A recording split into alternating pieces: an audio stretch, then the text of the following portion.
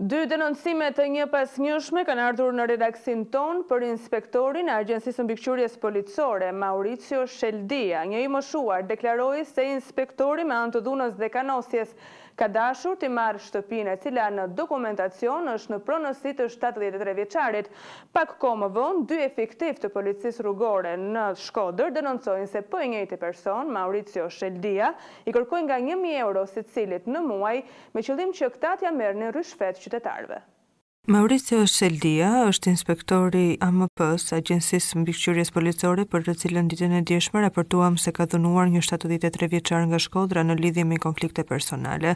Përveç dhunës dhe një person i cili ka marrë me forcë atë që nuk i takon, Sheldia dyshohet të jetë edhe abuzues me detyrën që i është caktuar. Dy efektiv të rrugores në Shkodër kanë denoncuar ditën e djeshme Mauricio Sheldia, i cili sipas tyre i detyron të marrin rishfete nga qytetarët e thjeshtë dhe në fund të dorëzojnë tek ai një shumë prej 1.000 eurosh, pasi në të kundërt ai do të vendosë në hetim. Efektivët e policisë rrugore thonë se janë në hall të madh